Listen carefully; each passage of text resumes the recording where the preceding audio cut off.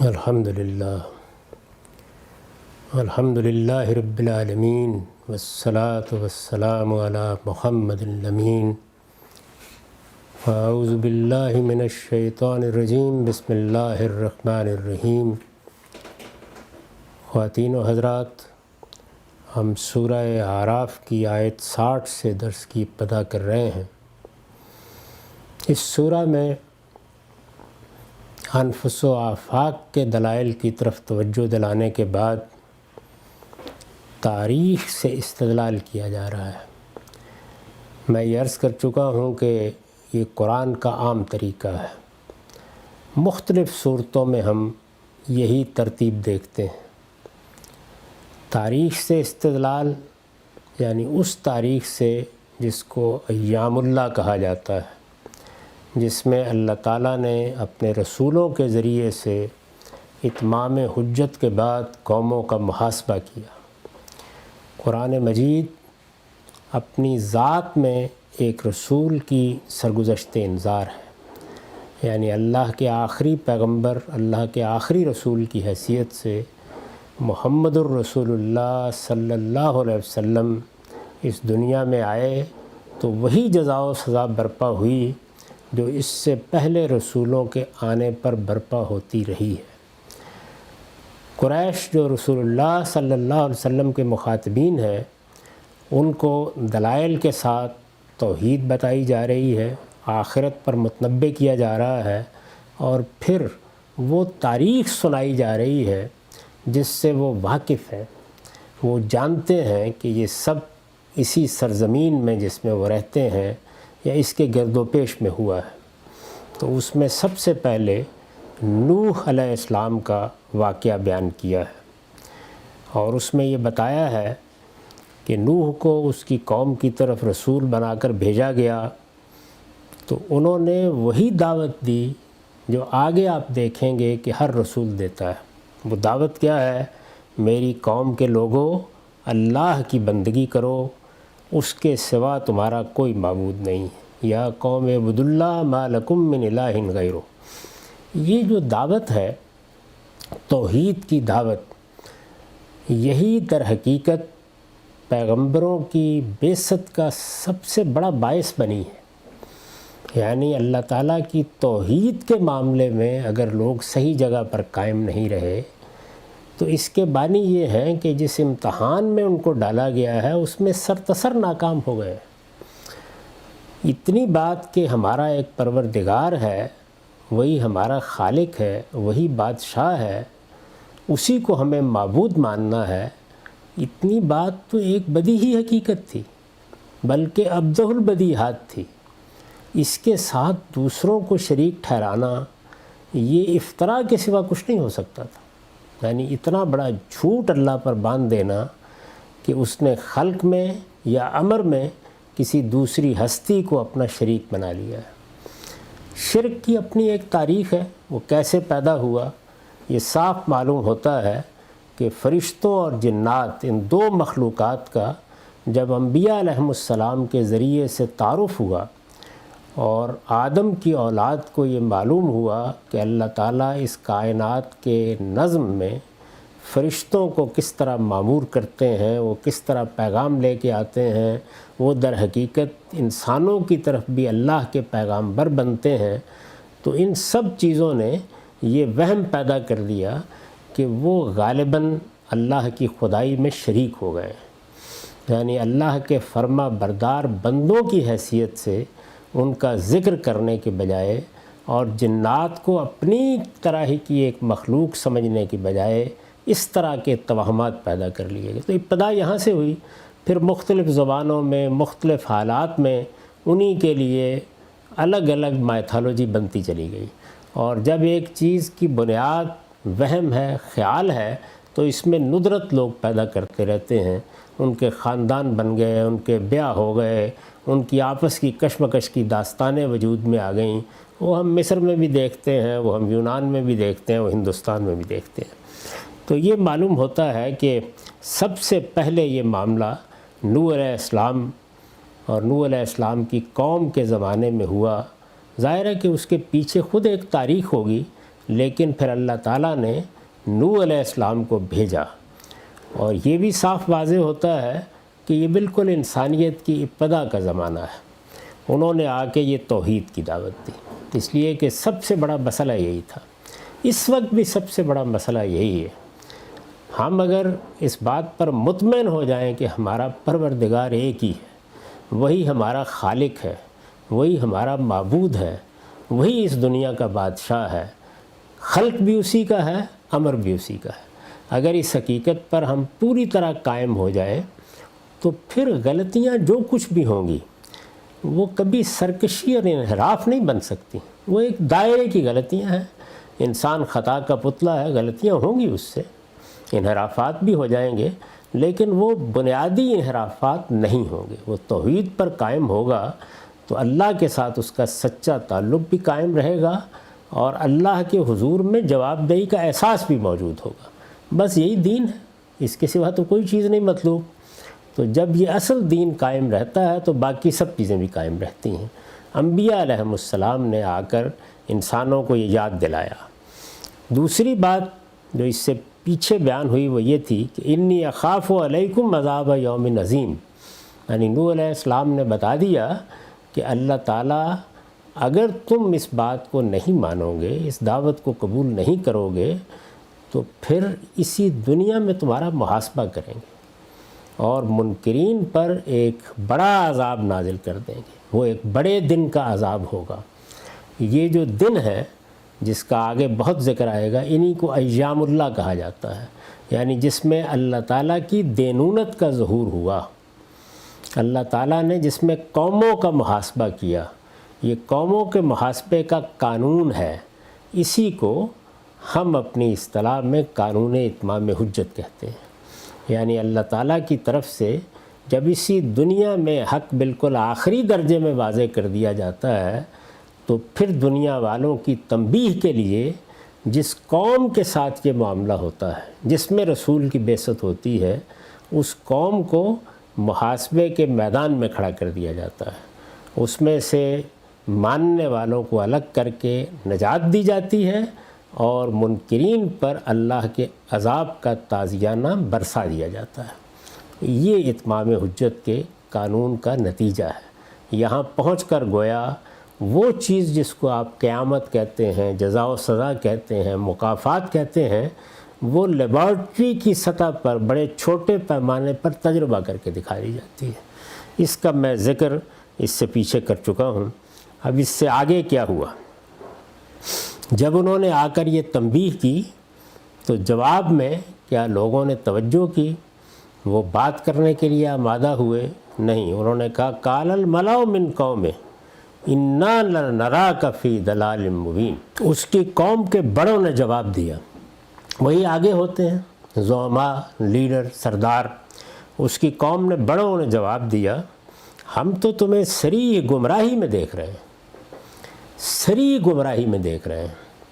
اب ظاہر ہے کہ جب آپ یہ کہیں گے کہ انا لنراک فی ضلال مبین، تو یہ جملہ بتا رہا ہے کہ آپ بڑے اعتماد کے مقام پر کھڑے ہیں، یعنی آپ کے نزدیک جو کچھ حق ہے وہ ہے جس پر آپ ہیں۔ اندازہ کیجئے کہ سامنے کون ہے؟ اللہ کا پیغمبر۔ کیا لے کے آیا ہے؟ اللہ کی ہدایت۔ کس چیز کی دعوت دے رہا ہے؟ توحید کی دعوت۔ اتنی بڑی چیز اس پس منظر میں پیش کی جا رہی ہے، لیکن جواب یہ ملا ہے کہ ہم تو تمہیں سری گمراہی میں دیکھ رہے ہیں۔ یہ اعتماد کس چیز سے پیدا ہوتا ہے؟ ایک لفظ میں اس کا جواب یہ ہے، روایت پرستی سے۔ یعنی اکابر ہیں، بڑے ہیں، صدیوں کی داستان ہے۔ ظاہر ہے ہر قوم کے اندر جس طریقے سے اپنی تاریخ کے ساتھ ایک عصبیت پیدا ہوتی ہے، اسی طرح اپنے آباء و اجداد کے ساتھ، اپنے بڑوں کے ساتھ بھی عصبیت وابستہ ہو جاتی ہے۔ یہ عصبیت اپنی ذات میں کوئی بری چیز نہیں ہے۔ جس طرح انسان اپنے ماں باپ سے محبت کرتا ہے، اپنے اعزاء سے محبت کرتا ہے اور ان کی کسی تکلیف پر تڑپ اٹھتا ہے، تو ہم اس کے ساتھ یہ بحث نہیں کرتے کہ تم کیسے انسان ہو کہ ماں کی تکلیف پر یا باپ کی تکلیف پر یا بچے کی تکلیف پر تم تڑپ اٹھے، اٹھ کے ہسپتال چلے گئے، کام چھوڑ دیا، لیکن باقی انسانوں کی خبریں ملتی رہتی ہیں تو افسوس کے دو جملے کہہ کر آگے بڑھ جاتے ہو، اس لیے کہ یہ انسان کی فطرت ہے، یعنی وہ قریبی تعلقات کے ساتھ ایک جذباتی وابستگی محسوس کرتا ہے۔ اس بنا پر اگر وہ اپنے آباء و اجداد کے ساتھ بھی محبت کرتا ہے یا ان کے ساتھ ایک عصبیت کا تعلق رکھتا ہے، اس میں کچھ حرج نہیں۔ حرج اس وقت واقع ہوتا ہے جب یہ حق و باطل کا معیار بن جائے۔ بحث تو اس پر ہونی چاہیے تھی کہ توحید صحیح ہے یا شرک۔ توحید کا جہاں تک تعلق ہے اس کے لیے تو استدلال انسان کی فطرت میں پیوست ہے، یعنی وہ اپنے مخلوق ہونے کے احساس سے جیسے ہی دوچار ہوتا ہے اور ہر حال میں دوچار ہوتا ہے تو عقل جس کو پیدا ہی استنباط کے لیے کیا گیا ہے آپ سے آپ ایک خالق کی طرف انگلی اٹھا دیتی ہے، تو اس میں تو کوئی بحث نہیں۔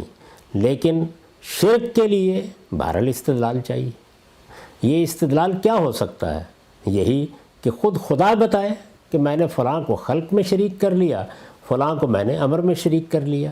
اس کے لیے اس کے سوا کوئی استدلال پیش ہی نہیں کیا جا سکتا، کوئی دلیل ہو نہیں سکتی۔ تو اس وجہ سے شرک کو قرآن مجید افتراء علی اللہ کہتا ہے، یعنی یہ اللہ پر سری جھوٹ باندھ دینا ہے۔ اس سری جھوٹ پر لوگ کھڑے ہیں، سری جھوٹ پر، اور ان کے آباء و اجداد اس کو ایک روایت بنا چکے ہیں۔ روایت کی یہ پرستش ہے کہ جس کی بنیاد پر وہ یہ کہتے ہیں کہ ہم نہیں، ہم تو تمہیں سری گمراہی میں دیکھ رہے ہیں۔ اس پر میں نے لکھا ہے اس لیے کہ تم اس راستے سے منحرف ہو گئے ہو جس پر ہمارے باپ دادا ہمیشہ سے چلتے آئے، اس راستے کو چھوڑ چکے ہو، تم ان کے دین کی تحقیر کر رہے ہو۔ آپ غور کریں تو ہمیشہ یہ استدلال ہوتا ہے، یعنی ان سے بہتر تم دین سمجھتے ہو، ان سے تم آگے بڑھ گئے ہو، تم ان سے زیادہ پرہیزگار ہو، تمہارے پاس ان سے زیادہ علم ہے، یہی استدلال۔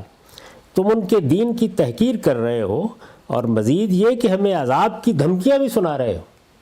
یہ سری گمراہی ہے جس میں تم مبتلا ہو گئے ہو۔ تو یہ قوم نے جواب دیا، قال یا قوم لیس بی ضلالہ ولکنی رسول من رب العالمین۔ اس نے کہا میری قوم کے لوگوں میں کسی گمراہی میں نہیں ہوں بلکہ رب العالمین کا رسول ہوں۔ یہ بات انسانوں کو چونکا دینے والی ہونی چاہیے۔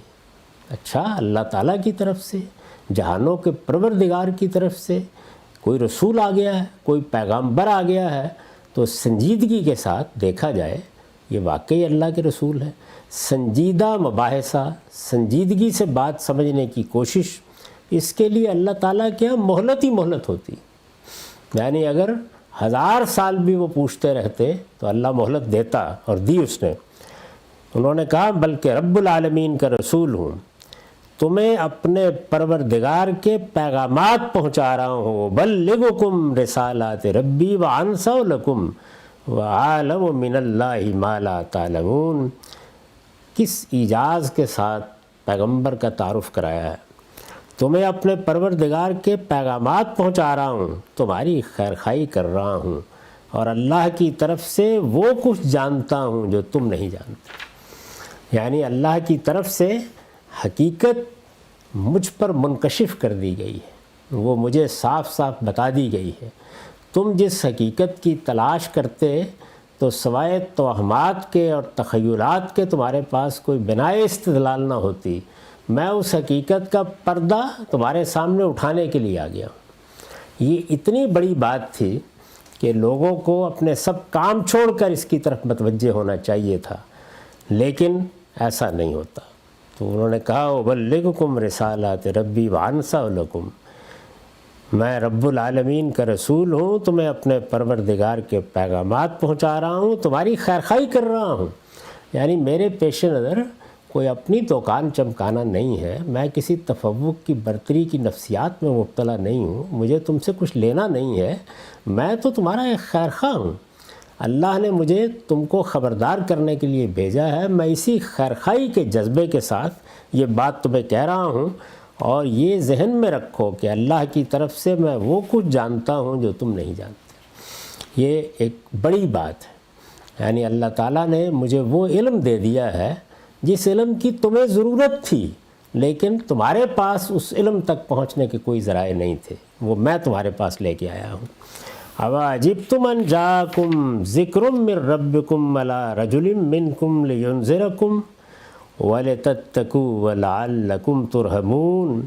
کیا اس بات پر تعجب کر رہے ہو کہ تمہارے پاس خود تمہارے اندر کے ایک شخص کے ذریعے سے تمہارے پروردگار کی یاد دہانی آئی؟ اصل مسئلہ یہ ہے، یعنی لوگوں کو یہ تعجب ہوتا ہے۔ ماضی کی داستان سنا دیں، ماضی کے سب چھوٹے بڑے ہو چکے ہوتے ہیں، اور ماضی میں جو کچھ تاریخ کے پردے میں ہوتا ہے وہ وقت کی گرد کے نیچے چھپ چکا ہوتا ہے۔ تو اس لیے ماضی کا قصہ، ماضی کی داستان، ماضی کے معجزے، ماضی کی کرامتیں، ماضی میں انسانی شخصیتوں کو دیوتا بنا کے پیش کرنا یہ آسان ہوتا ہے۔ ہمارے ہی اندر کا ایک آدمی چلتے دیکھتے ہیں، پھرتے دیکھتے ہیں، قرآن مجید میں تصویر کھینچی ہے نا، یہ کیسے پیغمبر ہیں بازاروں میں چل پھر رہے ہیں۔ تو ایک آدمی ہوتا ہے، ویسا ہی انسان جس وقت وہ ماضی کا حصہ بن جاتا ہے تو اس کے بارے میں آپ وہم و خیال کی کوئی بھی دنیا آباد کر سکتے ہیں۔ ایک جیتا جاگتا انسان کھاتا ہے، پیتا ہے، بشری کمزوریوں کے ساتھ ہے، درمیان میں موجود ہے۔ بشری کمزوریوں کا مطلب یہ ہے کہ ایک انسان کی حیثیت سے جو چیزیں لگی ہوئی ہیں، بھوک لگے گی، جنس کی جبلت موجود ہوگی، رفع حاجت کی ضرورت ہوگی، تو یہ سب چیزیں ہم سب انسانوں کے ساتھ لگی ہیں۔ کسی پیغمبر کا بھی یہ معاملہ نہیں ہوتا کہ ان سے مبرہ ہو جائے۔ ان کے درمیان کا ایک شخص کھڑا ہوا اور پروردگار کی یاد دہانی کرانے لگ گیا۔ یعنی تمہیں تعجب اس بات پر ہوا ہے کہ باہر سے نہیں، آسمان سے نہیں، ماضی سے نہیں، تاریخ کا پردہ چاک کر کے نہیں، تمہارے اندر سے ایک شخص اٹھا ہے اور تمہارے پروردگار کی تمہیں یاد دہانی کر رہا ہے۔ لِيُنذِرَكُمْ وَلِتَتَّقُوا، اس لیے کہ تمہیں خبردار کرے اور اس لیے کہ تم اللہ سے ڈرو۔ دعوت کیا دیتا ہے؟ یعنی تمہیں متنبع کرتا ہے کہ سرکشی اختیار نہ کرو، ایک دن آنے والا ہے جس میں تمہیں اپنے رب کی ملاقات کے لیے اٹھنا ہے۔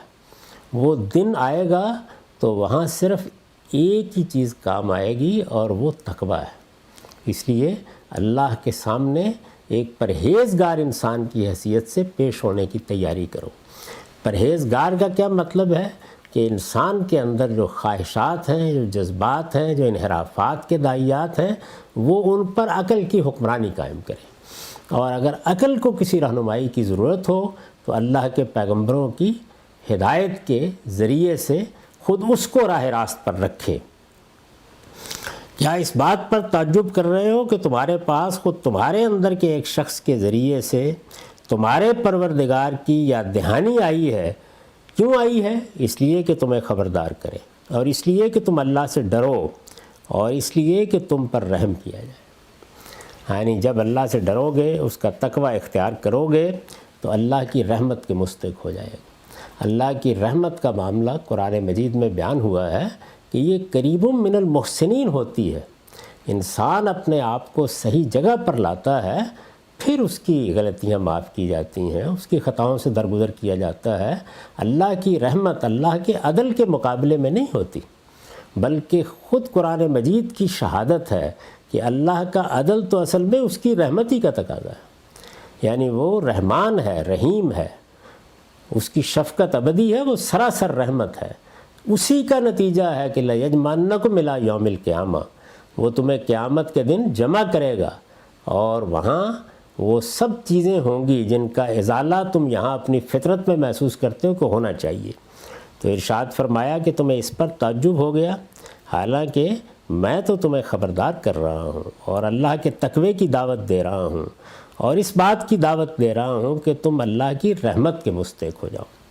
اس پر میں نے لکھا ہے، قرآن نے سوال اٹھایا ہے، یعنی یہ سوال ہے نا، کیا اس بات پر تعجب کر رہے ہو؟ لیکن جواب نہیں دیا۔ استاد امام لکھتے ہیں، اس لیے کہ انداز کلام اظہار حسرت و افسوس کا ہے۔ یعنی یہاں مقصد استفہام نہیں ہے، بلکہ حسرت اور افسوس کا اظہار ہے۔ یعنی احمقو، کس حماقت میں مبتلا ہو گئے ہو، کیا بیوقوفی کر رہے ہو۔ یعنی اس بات کے اوپر تم نے ایک حق کو جٹلا دیا کہ آدمی ہمارے اندر کا کیوں ہے، اور آج کا کیوں ہے، اور ہماری طرح کا کیوں ہے۔ اس لیے کہ انداز کلام اظہار حسرت و افسوس کا ہے۔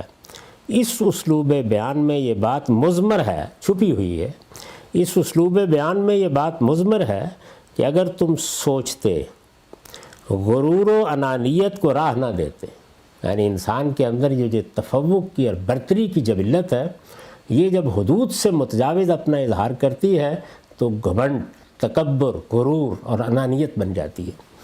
اگر تم سوچتے، غرور و انانیت کو راہ نہ دیتے، تو یہ چیز تمہارے لیے تعجب اور استکبار کے بجائے، یعنی اگر یہ ہوتا تو بجائے اس کے کہ تم تعجب کرتے، بجائے اس کے کہ اکڑ بیٹھتے، اس کے بجائے ممنونیت اور شکر گزاری کا باعث ہوتی۔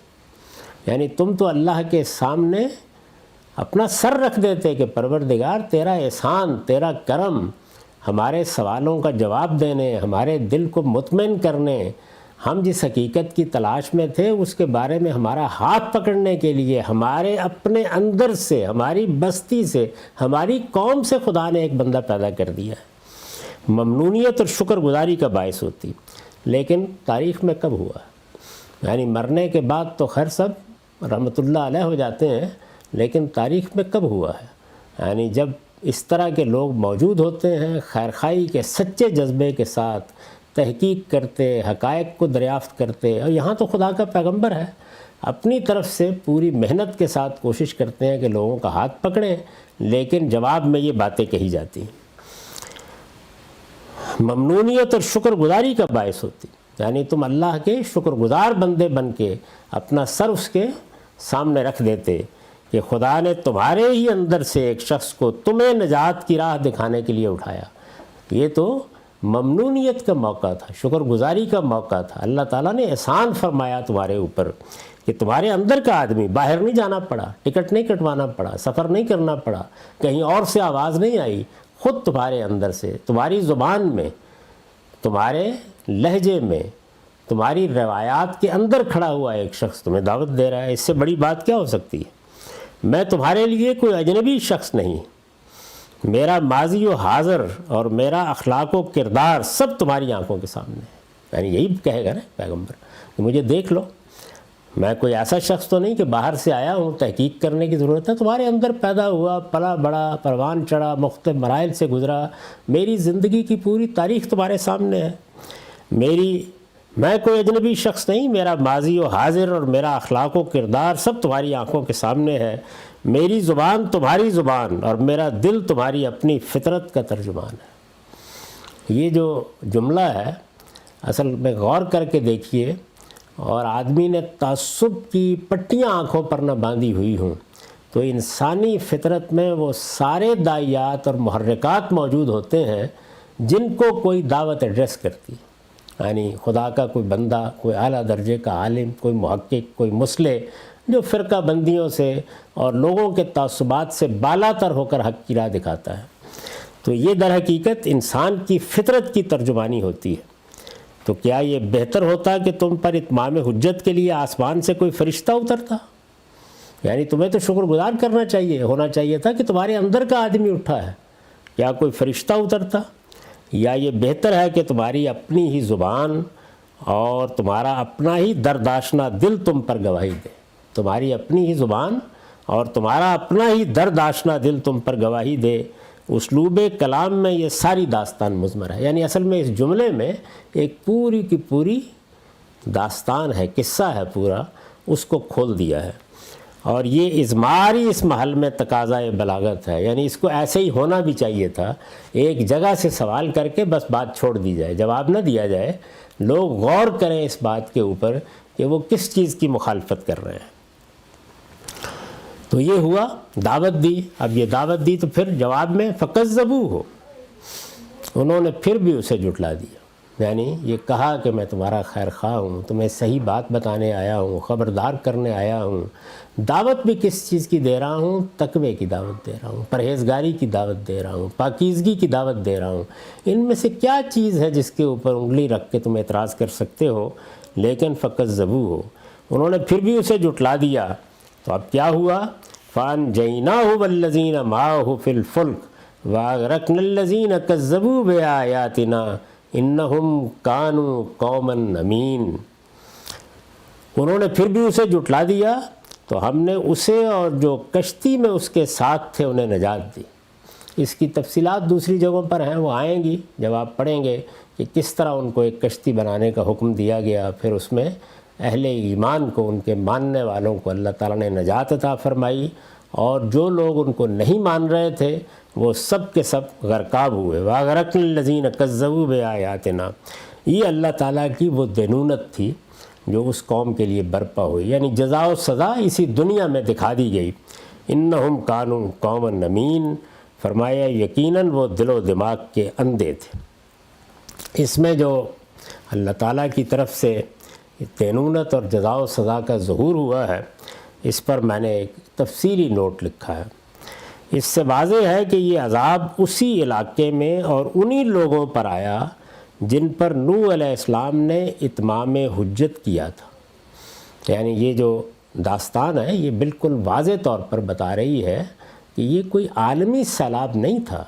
یہ الگ بات ہے کہ اس وقت دنیا ہی اس علاقے میں سمٹی ہوئی تھی، یعنی بہت دور دور تک نہیں تھی، لیکن یہ تصور جو قائم کر لیا جاتا ہے اور پھر اس کے لیے سائنسی تحقیق کرنے کی کوشش کی جاتی ہے کہ پورے کرۂ ارض پر کوئی سیلاب آ گیا تھا، یہ اسی قوم کے لیے آیا تھا، اس قوم ہی کو سزا دینا پیش نظر تھا۔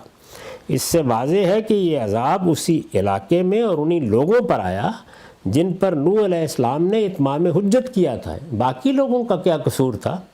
یہ دجلہ و فرات کے دوآبے کا علاقہ تھا۔ یعنی یہ علاقہ کون سا تھا؟ وہی جس کو ہم اب عراق کہتے ہیں۔ چنانچہ آرمینیا کی سرحد پر کوہ ارارات کے نواح میں لوگ اب بھی نوح علیہ السلام کے بعض آثار کی نشاندہی کرتے ہیں۔ اس علاقے میں اگر آپ جائیں جس کا یہاں میں نے ذکر کیا ہے کہ آرمینیا کی سرحد کے پاس کوہ ارارات کے نواح میں، جیسے ہمارے ہاں ہمالیہ کا نواح ہے جہاں نیپال وغیرہ ہیں، تو آپ کوہ ارارات کے نواح میں جائیں تو وہاں نوح علیہ السلام کے بعض آثار پرانی روایتوں میں بتائے جاتے ہیں۔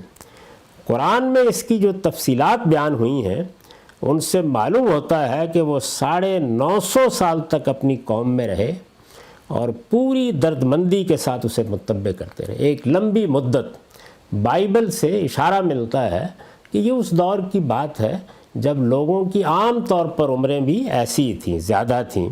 نوح علیہ السلام کے بارے میں چونکہ قرآن نے تصریح کر دی ہے تو اس سے بائبل کی اس روایت کی بھی فی الجملہ تسوید ہوتی ہے۔ ان سے معلوم ہوتا ہے کہ وہ 950 سال تک اپنی قوم میں رہے اور پوری درد مندی کے ساتھ اسے متبع کرتے رہے، لیکن اس طویل جد و جہد کے بعد بھی جب قوم نے ان کی تکذیب کر دی، جھٹلا دیا انہیں، اور اپنے رویے کی اصلاح پر آمادہ نہیں ہوئی، تو اللہ تعالیٰ نے حکم دیا کہ ایک کشتی بنائی جائے۔ یہ قوم کے لیے گویا الٹیمیٹم تھا۔ آخر میں اللہ تعالیٰ مہلت دیتے ہیں، جیسے رسول اللہ کی قوم کو 4 مہینے دیے گئے، تو کشتی کتنی دیر میں بنے گی یہ مدت مقرر ہو گئی۔ یہ قوم کے لیے گویا الٹیمیٹم تھا کہ کشتی کی تکمیل کے ساتھ ہی اس کا پیمانہ عمر بھی لبریز ہو جائے گا۔ جتنی دیر میں ایک بڑی کشتی بنے گی بس اس کے بعد فیصلہ ہو جائے گا۔ چنانچہ کشتی بن گئی اور ماننے والے اس میں سوار ہو گئے تو ایک عظیم طوفان ابل پڑا۔ زمین کو حکم دیا گیا کہ اپنا سارا پانی اگل دے اور آسمان کو حکم دیا گیا کہ اپنا سارا پانی برسا دے۔ پھر جو نشان مقرر کر دیا گیا تھا اللہ تعالیٰ کی طرف سے کہ پانی کو کہاں تک جانا ہے، پھر جو نشان مقرر کر دیا گیا تھا پانی اس پر جا کر ٹھہر گیا اور پوری قوم اس میں غرق ہو گئی، یہاں تک کہ نوح علیہ السلام کا بیٹا کنعان بھی اپنی ہٹ درمی کے باعث اس کی نظر ہو گیا۔ یہ ایک عبرت انگیز منظر تھا۔ طوفانی ہوائیں چل رہی تھیں، موسلا دھار بارش ہو رہی تھی، پہاڑوں کی طرح موجیں اٹھ رہی تھیں۔ نوح کی کشتی ان کے تھپیڑوں سے نبرد آزما تھی کہ اتنے میں باپ نے دیکھا کہ سامنے بیٹا حیران و ششدر کھڑا ہے۔ اس کو دیکھ کر شفقت پدری نے جوش مارا، پکار اٹھے کہ جانے پدر اب بھی موقع ہے، ان منکروں کو چھوڑ کر کشتی میں سوار ہو جاؤ۔ لیکن اس ہولناک منظر کو دیکھ کر بھی اس کی ضد میں کچھ فرق نہیں آیا۔ اس نے کہا میں کسی پہاڑ کی پناہ لے لوں گا۔ نوح علیہ السلام نے کہا یہ پانی نہیں، قہر الہی ہے، اس سے خدا کے سوا آج کوئی بچانے والا نہیں ہو سکتا۔ یہ گفتگو ہو رہی تھی کہ اچانک ایک موج اٹھی اور بیٹے کو بہا لے گئی۔ یہ اس عذاب کی داستان ہے۔ وہ قرآن مجید نے مختلف جگہوں پر اسے جیسے بیان کیا ہے، یہاں میں نے اس کا خلاصہ کر دیا ہے، اس لیے کہ قرآن میں یہ پہلی جگہ ہے جہاں اس دینونت کا ذکر ہو رہا ہے۔ اس روشنی میں اس قانون کو سمجھا جا سکتا ہے جس کی مثالیں اب پے در پے آگے آئیں گی کہ جب اللہ کی طرف سے حجت تمام ہو گئی، رسول نے حق کو واضح کر دیا، تو پھر اس طرح سے اہل ایمان کو کشتی میں سوار کر کے الگ کر لیا جائے گا اور اس طرح قومیں غرقاب ہوں گی۔ اقول قولی ھذا واستغفر اللہ لی ولکم ولسائر المسلمین۔